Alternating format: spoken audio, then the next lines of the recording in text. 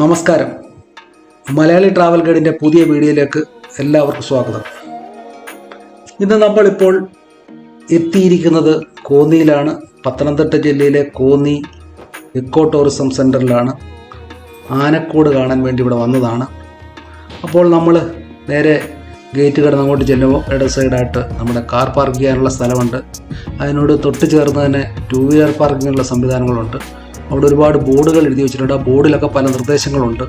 ആനയുടെ കൂടെ ഒന്ന് ഫോട്ടോ എടുക്കരുത്, അതുപോലെ തന്നെ ആനയെ തുടരുത്, അങ്ങനെ കുറേ നിർദ്ദേശങ്ങൾ ഒക്കെ അവിടെ എഴുതി വെച്ചിട്ടുണ്ട്. അപ്പോൾ വരുന്നവരൊക്കെ ഇതൊക്കെ പാലിക്കുക. നമ്മൾ നേരെ ഇനി ടിക്കറ്റ് എടുക്കാമെന്ന് വിചാരിക്കുന്നു. നേരെ ടിക്കറ്റ് കൗണ്ടറിലോട്ട് നടക്കുകയാണ്. അവിടെ തന്നെയാണ് ടിക്കറ്റ് കൗണ്ടർ. അപ്പോൾ അവിടെ ടിക്കറ്റ് അധികം തിരക്കൊന്നുമില്ല, കുറച്ച് ആൾക്കാരേ ഉള്ളൂ. അപ്പോൾ നല്ല ചൂടുള്ള സമയമാണിപ്പം, അതുകൊണ്ട് തന്നെ ആൾക്കാർ കുറവാണ്. അപ്പോൾ ടിക്കറ്റ് കൗണ്ടറിൻ്റെ അവിടെ എല്ലാ ഡീറ്റെയിൽസ് എഴുതി വെച്ചിട്ടുണ്ട്.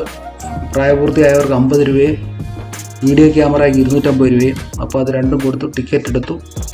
ഇനി നമ്മൾ അങ്ങോട്ട് പോകുമ്പോൾ തന്നെ വനശ്രീ അവരുടെ ഒരു വനവിഭവങ്ങൾ വിൽക്കുന്ന ഒരു സ്റ്റോറാണ്. താല്പര്യമുള്ളവർക്ക് ഇവിടുന്ന് സാധനങ്ങൾ മേടിക്കാം. അപ്പോൾ അതിൻ്റെ വിലവിവര പട്ടിക അവിടെ കൊടുത്തിട്ടുണ്ട്. എല്ലാ വിഭവങ്ങളും അത്യാവശ്യം നമുക്ക് ഇവിടെ നാട്ടിൻപുറത്തൊന്നും കിട്ടാത്ത പല സാധനങ്ങളും അവിടെ കിട്ടും. അത് ഒറിജിനൽ വനത്തിൽ നിന്ന് ശേഖരിച്ചത് തന്നെയാണ്. അപ്പോൾ അത് കഴിഞ്ഞ് നേരെ നമ്മളിങ്ങോട്ട് നടന്നു കഴിഞ്ഞാൽ പഴയ കുറേ മരങ്ങൾ, ഒത്തിരി വർഷം പഴക്കമുള്ള കുറേ, ഇതൊരു മഹാഗണി, ഒരുപാട് വർഷങ്ങൾ പഴക്കമുള്ളൊരു മഹാഗണിയാണ്. അതിൻ്റെ എല്ലാ മരങ്ങളുടെയും പേരെഴുതി വെച്ചിട്ടുണ്ട്. അതിൽ തന്നെ കുറേയേറെ പലതരത്തിലുള്ള മരങ്ങളും ഇവിടെ ഉണ്ട്. അത് കഴിഞ്ഞ് തൊട്ട് കാണുന്നത് ആനക്കൂടാണ്. 1810 തൊട്ട് ഇവിടെ കോന്നിയിൽ ആന പരിശീലന കേന്ദ്രം ഉണ്ടായിരുന്നു.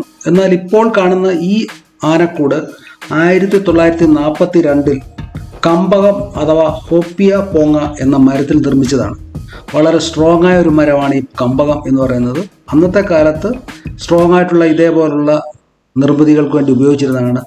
റെയിൽവേയുടെ പണികൾക്കും മറ്റും ഇത് ഉപയോഗിച്ചിരുന്നു.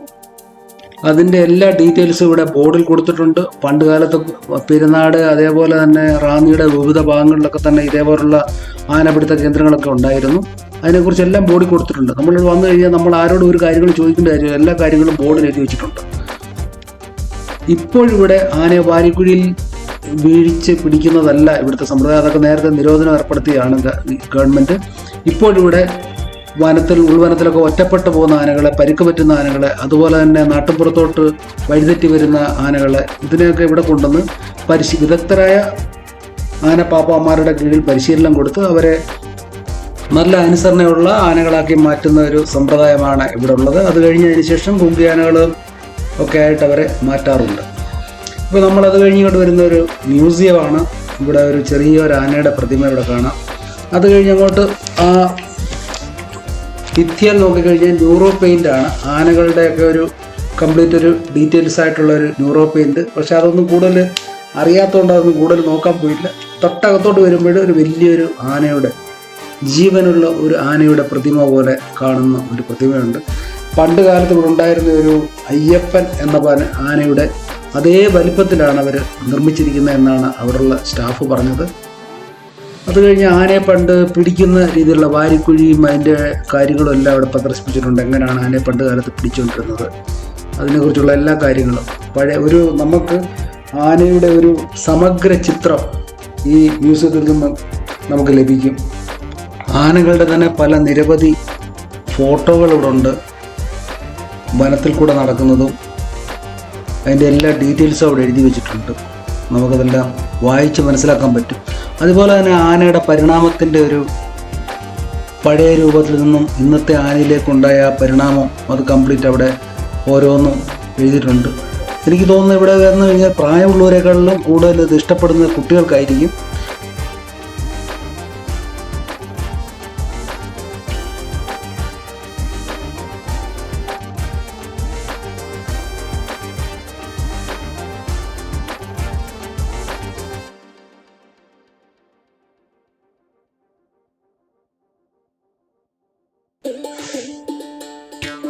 ഇതിനോട് ചേർന്ന് തന്നെ ഒരു ആനയുടെ അസ്ഥികൂടം, ആനയുടെ സ്കെൽറ്റൻ വെച്ചിട്ടുണ്ട്. പക്ഷേ ഇതിലേറ്റവും വലിയ രസകരമായ സംഭവം, ഇത് കണ്ടു കഴിഞ്ഞാൽ ഒരു കൊമ്പനാനയുടെ അസ്ഥികൂടമെന്നാണ് നമുക്ക് തോന്നുന്നത്. ഈ കൊമ്പ് മാത്രം ഒറിജിനൽ അല്ല, ബാക്കിയെല്ലാം ഒറിജിനലാണ്. ഇതൊരു സത്യത്തിലൊരു പിടിയാനയുടെ അത് അസ്ഥിയാണ് ഇവിടെ ഉള്ളത്, സ്കെൽറ്റനാണ് ഉള്ളത് എന്നാണ് അവർ പറഞ്ഞത്. നിലമ്പൂർ വനത്തിൽ നിന്നും കിട്ടിയതാണ്. അത് പണ്ട് ഇവിടെ ഇല്ലായിരുന്നു, 5-6 വർഷമായിട്ട് ഇവിടെ കൊണ്ടുവന്നിട്ട്. അതുപോലെ തന്നെ അതിൻ്റെ തലയോടെ അതിൻ്റെ ആനയുടെ പല്ല് ഇതെല്ലാം ഇവിടെ പ്രദർശിപ്പിച്ചിട്ടുണ്ട്.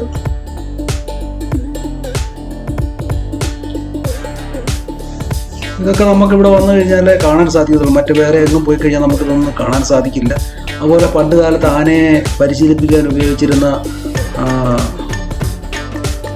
ആനയെ പിടിക്കാനും മറ്റും ഉപയോഗിച്ചിരുന്ന പല പല സാധനങ്ങൾ, എക്യുപ്മെൻറ്റ്സ്, ഒരുപാട് പഴയ എക്യുപ്മെൻറ്റ്സ് ഒക്കെ അവിടെ ഇതുണ്ട്. ഇതൊക്കെ നമുക്ക് കണ്ട് മനസ്സിലാക്കാൻ താല്പര്യമുള്ളവർക്ക് ഇതൊക്കെ കണ്ട് ഇത് മനസ്സിലാക്കാൻ സാധിക്കും.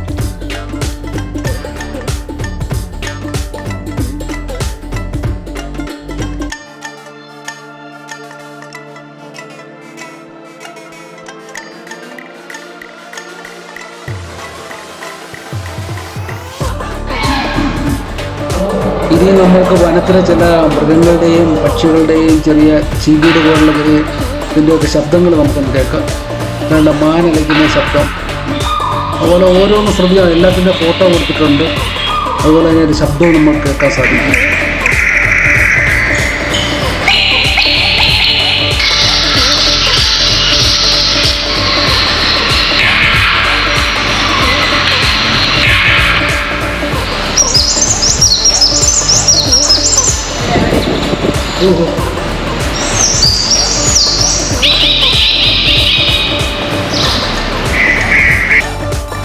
അടുത്തത് ഇവിടുത്തെ എലിഫന്റ് ആർട്ട് ഗാലറിയാണ്. നമുക്ക് അവിടുത്തെ കാഴ്ചകളൊക്കെ ഉള്ളിലോട്ട് പോയിട്ട് കാണാം. പല രീതിയിൽ ആനകളെ അണിയിച്ചൊരുക്കിയിരിക്കുന്നതിൻ്റെ ചെറിയ ചെറിയ രൂപങ്ങൾ അവിടെ കൊടുത്തിരിക്കുന്നു. അതൊക്കെ നമുക്കൊന്ന് കാണാം.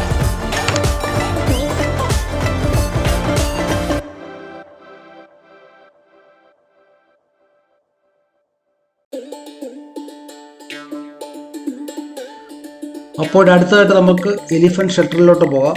ഇവിടെ കുറേ ആൾക്കാരുണ്ട്, കുറേ ആനകളുണ്ട്. അപ്പോൾ നമുക്ക് അവരെയൊക്കെ ഒന്ന് അടുത്ത് പോയി കണ്ട് പരിചയപ്പെടാം.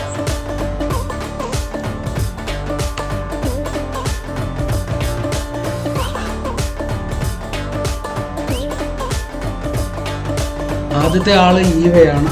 ഈവ ഒരു പിടിയാനയാണ്. 22 വയസ്സാണ് പ്രായം. നല്ല മിടുക്കിയാണ്. നമ്മൾ ചില ആൾക്കാർ വിളിക്കുമ്പോൾ വിളി കേൾക്കുന്നുണ്ട്, ഡാൻസ് ചെയ്യാൻ പറയുമ്പോൾ ഡാൻസ് ചെയ്യുന്നുണ്ട്.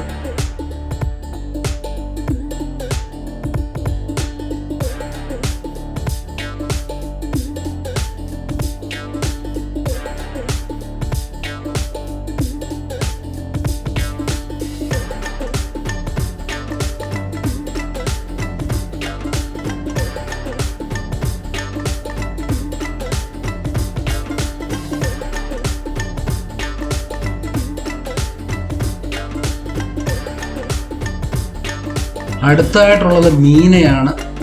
മീന ഒരു 33 വയസ്സുള്ള സുന്ദരിയാണ്. പുള്ളിക്കാരിക്കൊന്നും ഇഷ്ടപ്പെടുന്നില്ല. ദേഹത്തോട്ടൊക്കെ എല്ലാം വാരിയെടുത്ത് എറിയുന്നു, ചൊറിയുന്നു. ദേഹമൊക്കെ ചൊറിയുന്ന പരിപാടിയാണ്. നമ്മളെ കണ്ട് ഇഷ്ടപ്പെട്ടില്ലെന്ന് തോന്നുന്നു. അങ്ങനെ നിൽക്കുകയാണ്.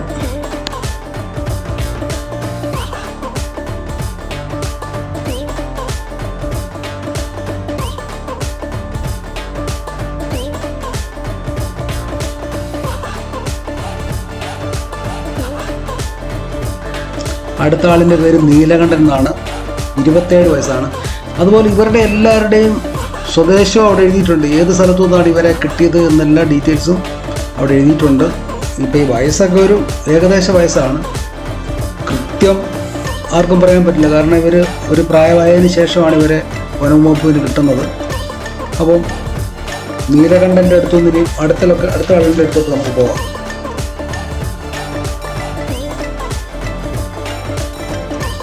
അടുത്ത ആൾ കൃഷ്ണയാണ്. കൃഷ്ണയ്ക്ക് 11 വയസ്സ്. കൃഷ്ണ ഒരു കൊമ്പനാണ്. ഇങ്ങനെ ചെവിയൊക്കെ ആട്ടി ആഹാരമൊക്കെ കഴിച്ചതിൻ്റെ സന്തോഷമൊക്കെ പ്രകടിപ്പിച്ചുകൊണ്ട് നിൽക്കുകയാണ്. അടുത്തുകൂടെയൊക്കെ പാപ്പാനൊക്കെ പോകുന്നുണ്ട്. അതിന് പാപ്പാനെയൊക്കെ നോക്കുന്നുണ്ട്. ഇനി അടുത്തൊരാളുണ്ട്, ഇവിടുത്തെ ഏറ്റവും വലിയ VIP. അപ്പോൾ ആളിനെ നമുക്ക് അടുത്ത് പോയി കാണാം. അയാളുടെ പേര് കൊച്ചയ്യപ്പൻ എന്നാണ്. നല്ല കുസൃതി പയ്യനാണ്. ഇങ്ങനെ നടക്കുകയാണ്. വിളിച്ചിട്ടൊന്നും മൈൻഡ് ചെയ്യുന്നില്ല. ഏതാണ്ട് 2 വയസ്സ് 2.5 വയസ്സും കണ്ട് പ്രായമുള്ളൂ എന്നാണ് അവരോട് ചോദിച്ചപ്പോൾ അറിയാൻ സാധിച്ചത്. പുള്ളിക്കാരൻ മൈൻഡ് ചെയ്യുന്നില്ല, ആരെയും മൈൻഡ് ചെയ്യുന്നില്ല, ഇങ്ങനെ നടക്കുകയാണ്, ചുറ്റി കറങ്ങി അടിച്ച് നടക്കുകയാണ്. കൊച്ചാനക്കുട്ടിയാണ്, വേണ്ടേ, കറങ്ങി അടിച്ച് നടക്കുകയാണ്. കുട്ടികളെ കാണുമ്പോൾ വളരെ സന്തോഷമുണ്ട്. നമ്മൾ പ്രായമുള്ളവരായോണ്ടായിരിക്കും ഒരു പക്ഷേ നമ്മളെ കൂടുതൽ മൈൻഡ് ചെയ്യാത്ത. കുട്ടികൾ വരുമ്പോഴൊക്കെ അങ്ങോട്ട് നോക്കി സലാമൊക്കെ അടിക്കുന്നുണ്ട്.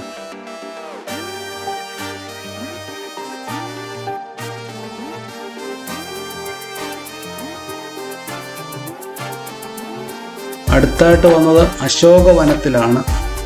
അശോകം വെച്ച് പിടിപ്പിച്ചിരിക്കുകയാണ്. നല്ലൊരു ക്ലൈമറ്റ് ചേഞ്ച് ഉണ്ട് ഇവിടെ വന്നു കഴിയുമ്പോൾ, ഒരു തണുപ്പ്. ഇപ്പം നല്ല ചൂട് ക്ലൈമറ്റിൽ ഇവിടെ വന്നപ്പോഴത്തേന് പെട്ടെന്നൊരു ക്ലൈമറ്റ് ചേഞ്ച് പോലെ ഇവിടെ ഫീൽ ചെയ്യുന്നു. അവിടെ ഇരിക്കാൻ കുറേ ബെഞ്ചൊക്കെ ഉണ്ടാക്കിയിട്ടുണ്ട്, കോൺക്രീറ്റ് ബെഞ്ചുകളുണ്ട്. അവിടെ നമുക്ക് ഇരുന്ന് റെസ്റ്റൊക്കെ എടുക്കാൻ, കാറ്റ് കൊള്ളാം, കുറേ നല്ലൊരു രസം അവിടെ ഇരിക്കാൻ. അവിടെ സമയം നമുക്ക് കൂടുതൽ അശോകവനത്തിൽ ചിലവഴിക്കാനില്ലാത്തതുകൊണ്ട് അടുത്ത ലൊക്കേഷനിലൂടെ നമ്മൾ പോവുകയാണ്. അടുത്തത് നമ്മൾ തുളസി വനത്തിലാണ് വന്നത്. പല ഡിഫറൻറ്റ് ടൈപ്പിലുള്ള തുളസികൾ. ആദ്യമായിട്ടാണ് ഇത്രയും തുളസികൾ കാണുന്നത്. എനിക്കറിയില്ലായിരുന്നു ഇത്രയും തുളസികളുണ്ട്. അതുകൊണ്ട് 10-25ഓളം ടൈപ്പ് തുളസികൾ അവിടെ കാണാൻ സാധിച്ചു. എല്ലാത്തിൻ്റെ പേരുകൾ തന്നെ ആദ്യമായിട്ട് കേൾക്കുകയാണ്.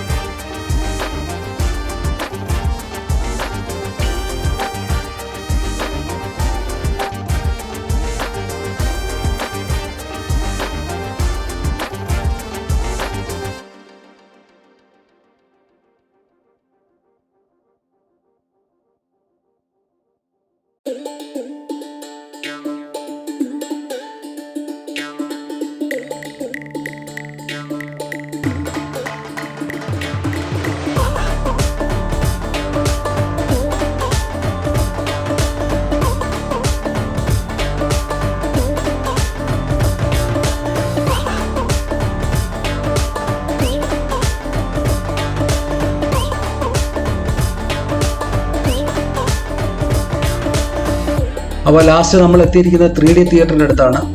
അവിടെ സിനിമ പ്രദർശനമുണ്ട്. നമ്മളതിന് സെപ്പറേറ്റ് ടിക്കറ്റ് എടുത്താൽ നമുക്കത് കാണാൻ സാധിക്കും. പക്ഷേ ഒറ്റയ്ക്ക് ഒരാൾക്ക് മാത്രമായിട്ടൊരു പ്രദർശനം നടത്തത്തില്ല. കുറേ ആൾക്കാരുടെ വരട്ടെന്ന് പറഞ്ഞു. ഇപ്പോൾ ഓൾറെഡി ഒരു ഷോ നടന്നുകൊണ്ടിരിക്കുകയാണ്. ചെറിയ തിയേറ്ററാണ്, 3D തിയേറ്റർ.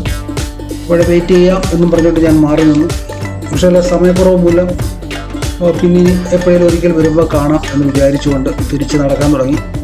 അപ്പോൾ ഈ ചെറിയ വീഡിയോ എല്ലാവർക്കും ഇഷ്ടപ്പെട്ടെങ്കിൽ തീർച്ചയായിട്ടും എല്ലാവരും കമൻറ്റ് ചെയ്യുക, ലൈക്ക് ചെയ്യുക, സബ്സ്ക്രൈബ് ചെയ്യുക. അപ്പം മറ്റൊരു വീഡിയോയുമായി വീണ്ടും കാണുന്നതുവരെ ബൈ ബൈ.